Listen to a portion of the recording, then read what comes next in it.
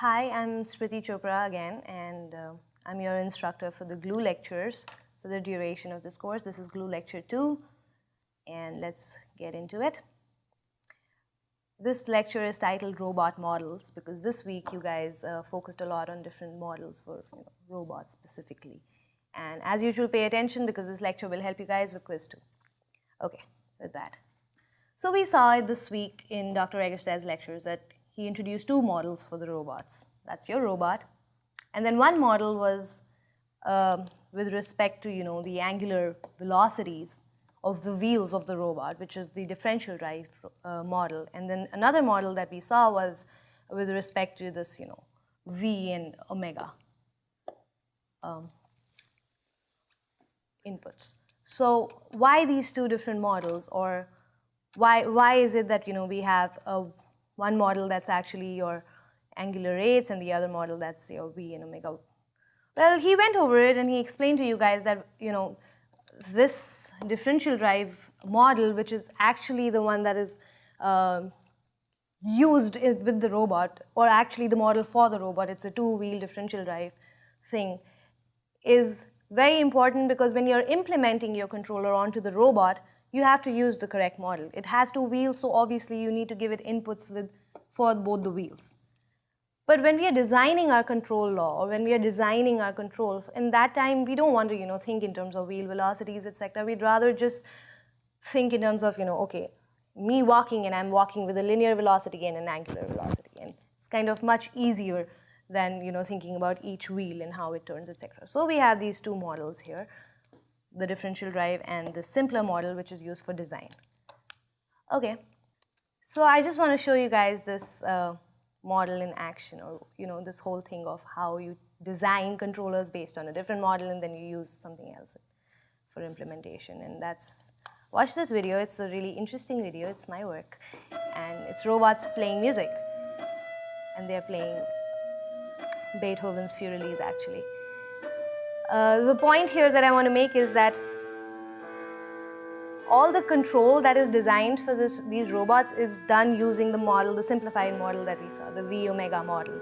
But then when you're implementing it onto these robots, I'm actually converting my V and omega into angular velocities for each robot, and that's the input that they are getting here. So in front of our eyes, it's a differential drive robot, and that's how we are doing it. Okay, so how do you do that? If you really simplify and see, this was my robot, and basically what I'm saying is, you go from point A to point B in time 10 seconds. This is a simple thing, Here, at this point, it's playing note A on the piano, and here it's playing some G sharp or something, let's say, on the floor piano, and it needs to go from here to here in 10 seconds, right? That is the basic problem for one robot if you really simplify it. Okay, this is the model I'm using, like I said, to calculate my V and omega to make them actually do this task. However, whatever trajectory they take, straight line, move like this, whatever they're doing, this input that I'm giving them is based off the model shown here, which is a high-level task, and then control design is done here. But then the commands that I'm going to be sending to the robots are going to be found using this model, which was the differential drive model. You guys have seen all this before. Okay, what happens is when you use this guy and this guy together, you can actually derive these equations. So all I'm saying is that I'm going to find V comma omega based on this guy, and then I'm going to convert it and put it into this equation here to get VR and VL, which is what then I'm going to send to the robots. And that's exactly what you saw in that music playing robots thing as well. So, okay, that's one model to another. And an intuitive example, let's go really quick over it. Let's say my velocity input that I'm giving to my robot is 0 and my omega, or my angular velocity, is constant. What are the corresponding angular velocities? So again, V and omega is what I have found out.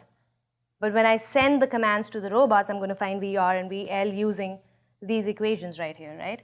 So when you plug this stuff in, you see that, okay, VR is going to be this value here, VL is going to be this value here, where C is just some constant, which is actually your omega.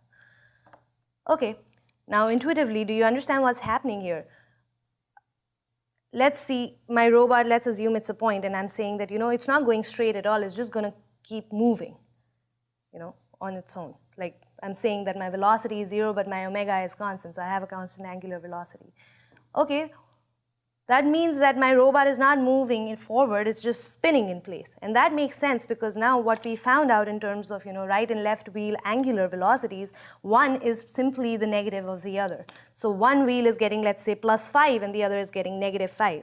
So they're just it's going to make the robot spin in place. It's not going to make it go forward at all. So that was the whole intuitive example. But basically, you guys should be pretty comfortable in going between this, mapping or transformation from V omega to VRVL. Okay, with that, now back to our musical bot. So you guys remember this? Of course you do, it happened 2 slides ago. This musical bot example, my robot having to go from A to B in, let's say, 10 seconds. Now I want to go a little deeper into the control. So earlier, when we showed the mapping between V and omega and VR, VL, we assumed that somehow magically I already had V and omega, right? Now I want to go a little deeper and say, okay, this whole finding the control, V and omega, based on the model that I said, what does it actually mean? This is the model I have. And now I'm asking you guys this, that let's make it really simple. My robot is here and it's looking also in this direction, okay? It needs to go from here to here. Let's say even my theta is perfect. It's already looking here. It wakes up at A. It needs to reach in 10 seconds. So why can't I just say, guess what? Omega can be 0 and V can be B minus A over 10, right? And we know, all of us know from physics, geometry, from the model, etc., that if I was to give my robot this velocity and this omega at every time instant for 10 seconds, I will in fact reach this point over here. It's simple math, right? So why don't we do that? Why do we make such a big deal about, oh, we have to design the control, V, omega, etc.? Like, is this what the robot is doing actually in that music video that we just saw, etc.? Well, the answer is no. Why? Because we don't live in a perfect world. So in our world of simulation, this would be perfect. Yeah, sure. In my computer and in my, mind, it works perfectly. But actually, when I put it onto the robots, what's going to happen is there will be friction. There will be other problems. Maybe my wheels don't move at the same rate that they should, or maybe, the encoders are slightly off, or maybe I come and kick the robot off while it's moving. Whatever. I need to know that, let's say, while I'm moving here, I veer off slightly, my V and omega at this point needs to know that I have gone off the path. In other words, we need to have feedback. If there is no feedback of where I am in the world, then it's so easy for me to just veer off because of, problems like friction, etc., when I'm actually moving the robot. And then my V and omega has no idea that I've worn off. So let's say while walking, I come here, I'll just keep going straight instead. I'm not doing any kind of feedback on how I should be moving. So this, I think, is a very key concept in controls and kind of motivates why it is that we need state information, or we need feedback, or even all the stuff that you studied about, PID regulators, PI, everything. When you're minimizing the error, you need feedback, you need output, you need to know where you are in order to find even the error, or how far you are from what you need to be doing. For all this, feedback is a very important thing that you need. So hopefully with all this, I've kind of explained to you guys the motivation behind why you need to know where you are in the world. And as you saw in the lectures, Dr. Eggerstedt goes over this whole thing of wheel encoders, right? That if you have wheel encoders, you will be able to measure where you are. Okay, for that, again, real quick, this is how the wheel encoders work. Each encoder has n ticks and a total of n ticks. That means if you go over all n ticks, you would have moved one revolution on the wheel, which is 2 pi r on your distance. And then you have dl, dr, dc. What is dl, dr, dc? It's basically how much your wheel is moving, or how much distance, or the distance of this arc, for example, based on the number of ticks. So if I've gone 5 ticks, how much did I move? What is this distance? That's given by dl, dr, dc is this. You've seen all this before. And then, okay, once we have this, so this is what the wheel encoders give us, now what? How do we find where we are in space? okay, I know where I am in the beginning. Let's say this is where I wake up.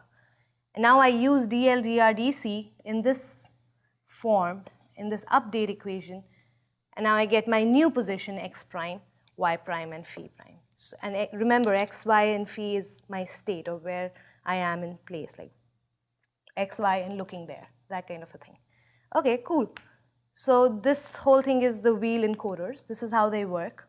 So just for your general knowledge or curiosity, if you are wondering where did this model come from, well, we can go back to our concepts in physics really quick, and we can be like, all right, if this is a circle, this is me walking on the circle with radius small r here, and I have a speed of, let's say, some v, linear speed.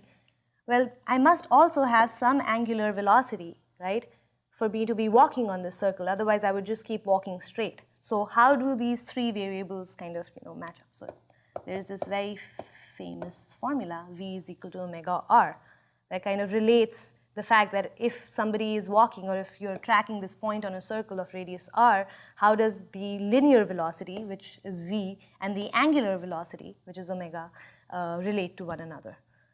And now if I wanted to see how much distance I have moved in, let's say, time delta t, well, what I'm simply going to do is I'm going to say multiply this with my speed, and my distance then becomes omega r delta t. That's the distance moved. And I want you guys to kind of understand that the same concept can be thought of in terms of each wheel of the robot.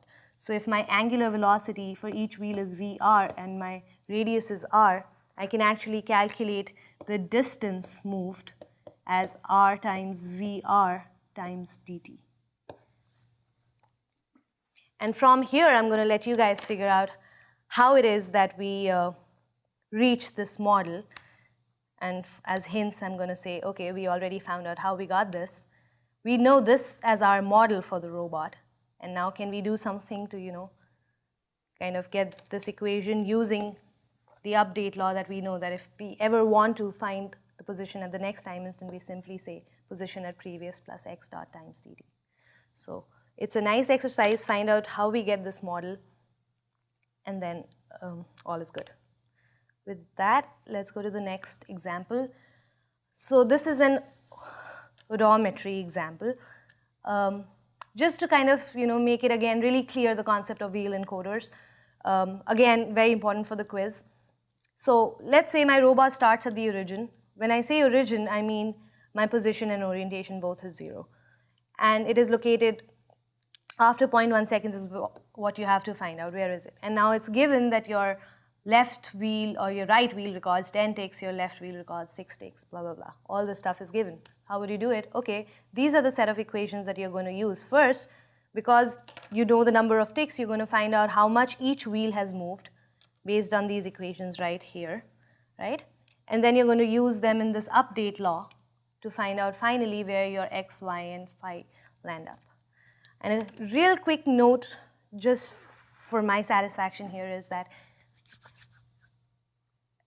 it's nice to wonder, if I'm the robot, or if I have the robot, I know the input I'm giving it. I know the angular velocities I'm giving it, right? So why can't I myself find out through my model, which is this, right? This guy here. Why don't I find out by updating using this where my next position is going to be based on just my VR and VL? Why is it that I'm using the encoder in the first place? Like, why don't I just simulate based on my inputs where I'm going to be in the next time instant? Well, that's exactly the point that we were trying to make here, that even though I'm giving it a certain input, I don't know that it's actually going to be doing that. So when I update my equation, I don't want to do it based solely on the model. I actually want to get feedback, physical feedback from the robot, and that's how I want to update my equation. And that's why we do this whole encoder thing instead of just simply saying, you know what, I'm going to find it myself through my update equation because I know the input I'm giving, and I'm going to find out where my x, y, and phi land up. No. That's why we don't want to do this. We want feedback. We want to see if it actually translated into that much motion or not. That's why we use the encoders. And with that, we will end this lecture. And good luck with quiz 2. Keep checking the forums. Bye-bye.